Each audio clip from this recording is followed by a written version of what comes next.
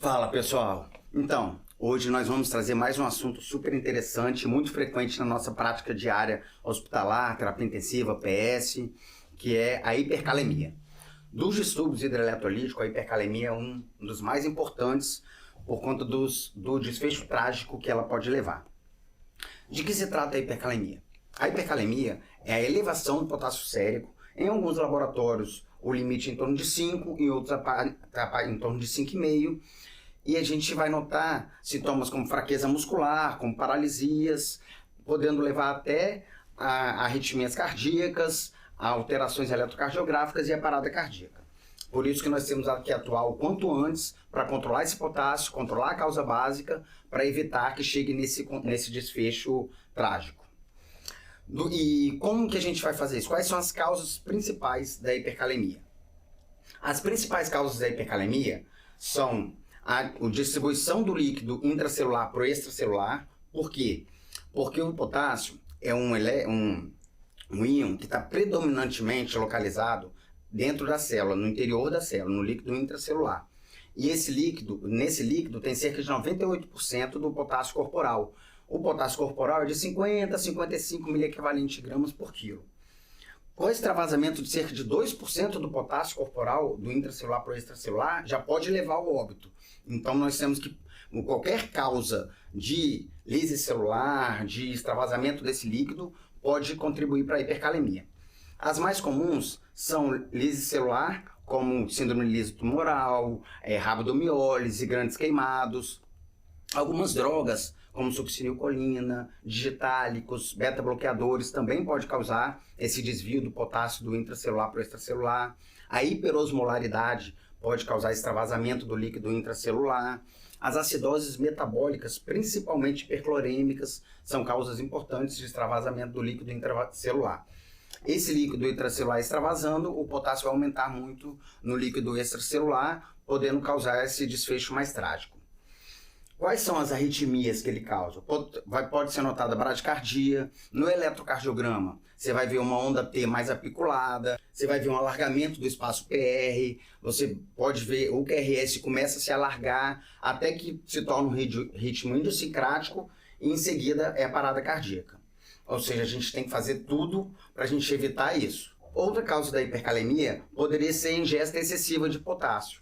Mas a ingesta excessiva de potássio é uma causa muito pouco frequente. Por quê? Porque o rim, quando a gente ingere o potássio em excesso, o rim, ele por mecanismo de proteção, ele acaba ativando a liberação de aldosterona, que vai reter sódio, eliminar potássio, e ele tem uma capacidade muito grande de manejar isso quando ele tem a função renal normal. Isso só acontece normalmente em pacientes que já têm alguma deficiência da função renal.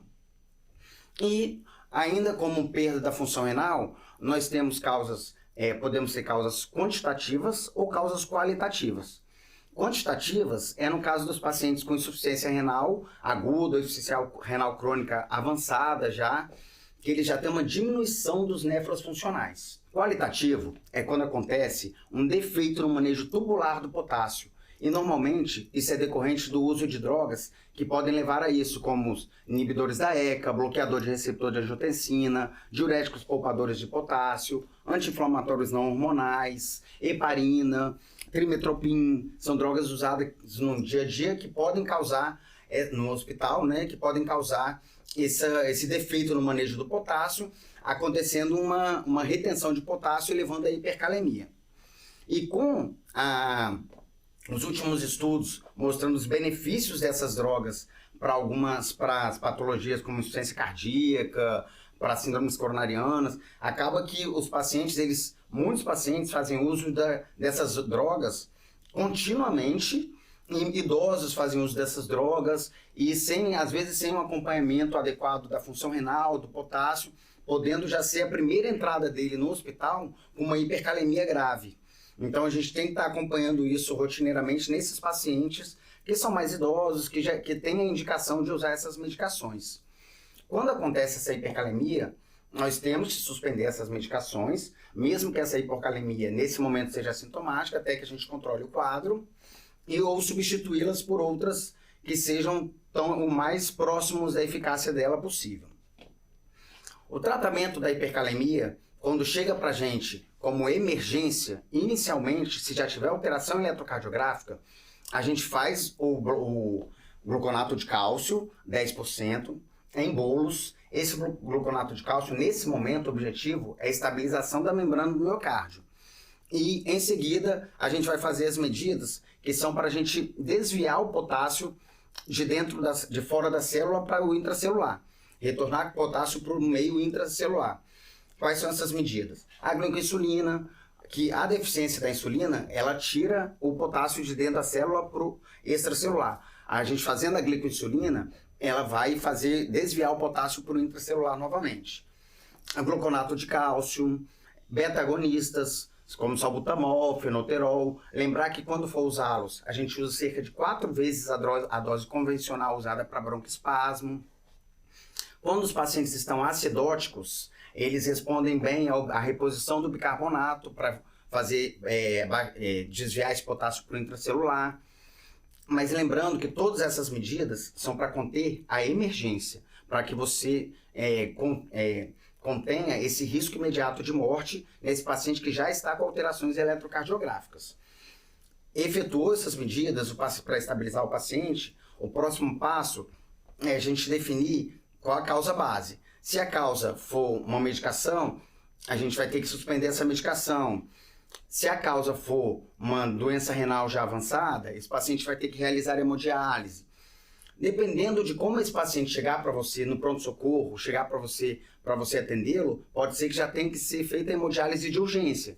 Se ele já tiver com potássio, não tem um número sérico ideal para você falar esse potássio é de emergência. Você vai usar pelas alterações eletrocardiográficas. Se esse paciente já tiver com um QRS alargado, se o paciente já estiver bradicárdico, ele provavelmente vai ter indicação de fazer hemodiálise o mais breve possível.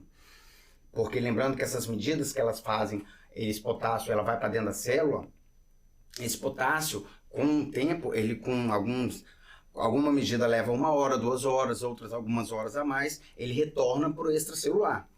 E a gente vai ter que tomar uma medida definitiva. O que tira o potássio do corpo? O que tira o potássio da nossa circulação é a furosemida, que é o diurético, que inibe a reabsorção e ele é eliminado pela urina, se o paciente ainda apresentar diurese. Sorcal, que é uma resina de troca, e você pode usar junto com manitol para evitar a constipação, e esse paciente vai eliminar pelo trato gastrointestinal. E a hemodiálise. Na urgência, o indicado é a hemodiálise. Mas nesse paciente, na hora que ele chegar para você, você vai fazer o gluconato de cálcio, observar o eletrocardiograma dele, fazer as demais medidas, como glicoinsulina, como se ele tiver diurese, pode fazer a furosemida, se esse paciente tiver diurese ou hipervolêmico, né? Se esse paciente não tiver insuficiência renal e tiver com hipervolemia, você pode entrar com uma dose um pouco mais alta de furosemida, fazer 40, 80 miligramas de furosemida, que esse paciente pode responder abaixando o potássio. Se esse paciente chega para você euvolêmico, hipovolêmico, você não pode fazer furosemida nesse momento. Se ele tiver com a função renal normal, você tem que tornar ele normovolêmico, tem que repor a volemia dele para depois poder fazer a furosemida, para eliminar o potássio. Nós temos ainda casos de pseudo-hipercalemia. O que é isso? Chega um paciente para você que previamente não tinha histórico renal, não tinha histórico de uso de medicações, não tem histórico de alterações do potássio e do nada, sem alteração eletrocardiográfica, ele está com potássio muito elevado. O que pode estar causando isso?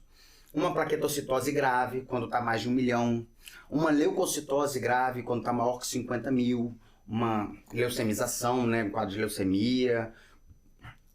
Em casos também iatrogênicos, quando é dosado o potássio no mesmo braço que está sendo feita alguma reposição de potássio. Esses casos podem levar a uma pseudo-hipercalemia, que a gente pode ver doses mais altas de potássio, muito mais altas do que o esperado, e não ser um potássio real. Nos casos de hipercelularidade, onde o potássio vem muito alto, o que a gente pode fazer é dosar o potássio no plasma com ele heparinizado. Isso pode dar o potássio mais próximo do real para a gente, para evitar que nós cometamos alguma iatrogenia. Bom, pessoal, como vocês viram, o potássio é um íon muito importante. Nós temos tantos problemas com hipo quanto com hipercalemia. Hoje nós falamos da hipercalemia. Em outra oportunidade, no nosso curso de imersão, nós vamos falar de insuficiência renal aguda, falar bastante da hipercalemia ainda, mais alguns fatos, trazer algumas atualidades para vocês sobre a insuficiência renal aguda e sobre a hipercalemia. E em outras oportunidades falaremos de outros íons, tá? Assistam a gente, espero que vocês gostem e que seja produtivo para vocês.